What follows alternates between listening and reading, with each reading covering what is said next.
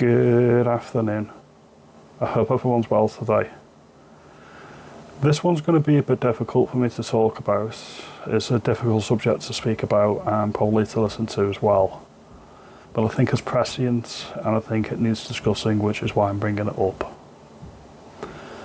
When I think of the most heinous crimes in the United Kingdom on record, in my memory or living memory of most people in the country, I think of the Moors murderers. I think of Ian Brady and Mara Hindley. I think about Maxine Carr and Ian Huntley and what they did to Holly Wells and Jessica Chapman. I think about Jamie Bulger and what those two children did to a toddler in Liverpool in the 1990s. These are very high profile cases, and for good reason. They are probably the most despicable and heinous crimes that have been recorded in the United Kingdom by native British people. Okay? Why does that matter in what I want to talk about? It matters because these types of crimes were very rare. And because they were very rare, they were extremely high profile. If you've seen any of the footage of these people when they were accused being transported around by police, the mobs that were following these people around were like the scenes in Southport in the past summer, okay? And rightly so, in my opinion. That's anger, that's righteous anger, and no one will ever convince me that that type of anger isn't justified when these types of things happen.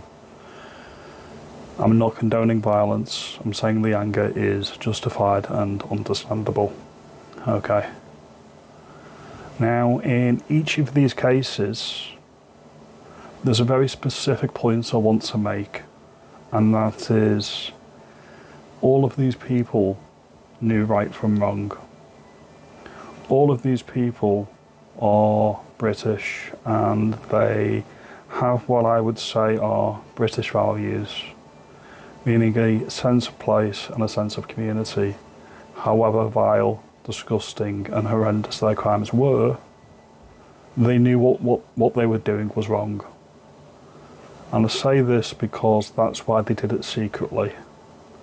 That's why they committed their crimes covertly, under the cover of darkness, or abducted people and committed the crimes later.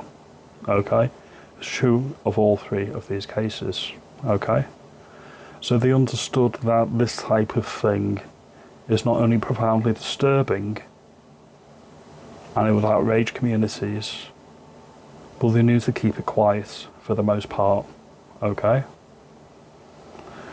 Now, when you compare this type of thing to any of the examples that I'm going to mention now, the Manchester Arena bombing, the murder of Lee Rigby, or the murder of those children in Southport this year by the alleged perpetrator, the difference is with these crimes, I will say the caretaker and the two students in Nottingham, okay? I think you're going to understand the point that I'm trying to make here.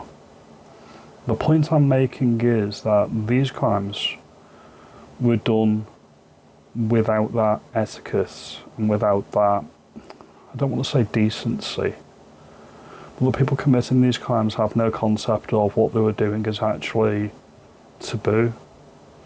I know that sounds crazy, because how can taking somebody's life not be taboo? But these are cultures that have been imported into the United Kingdom that are not native to our land, and they are not native to Great Britain or Ireland. Okay? Many people from different places in the world have vastly different cultures to what we would deem acceptable behaviour in our country. So that's why they feel emboldened to take the life of one of our servicemen in broad daylight, and they don't feel a jot of guilt about it or shame or anything, okay? So don't tell me that everybody's equal. Do not tell me that every single person in the world is of equal value, and do not tell me that people do not know right from wrong, okay? We do in the United Kingdom. We know right from wrong, and that's why the native people that commit horrendous crimes usually conceal their crimes, because not only do they know it's wrong, they know the treatment they'll get from the wider public when they are discovered. It's about decency, and it's about shame. When people don't do the right thing, people feel guilty, at least in our country. This isn't justification. I'm not defending the indefensible, far from it. What I'm trying to illustrate is not everyone is the same. Cultures are different, okay? People who feel emboldened not to conceal crimes that are horrendous, like murder or targeting children, and they feel emboldened to do it from imported cultures. The state has imported this problem. This is a political choice that has been made on behalf of us who did never consent to anything like this. I think there's a lot more to Southport than we're being told. I'm not going to go into specifics because I do not know specifics. I made the point when the attacks happened, and I'm going to make that point again. Why was the perpetrator, or the alleged perpetrator's parents, why were they ever in the country to begin with? We'll leave it there. That's all I'm going to say on the matter. All the other questions aside, that was the point that I made, and I'm sticking by that point. This is a political choice that's been made. It's been made for decades, and the party line, or the establishment line for these people that do not have British values, that can commit horrendous crimes, such as targeting children or taking the life of other people, and they don't feel any shame about it, they feel emboldened, and they do it in broad daylight. This is not British behaviour. This does not mean that these people have mental health problems. These are just my thoughts on the matter.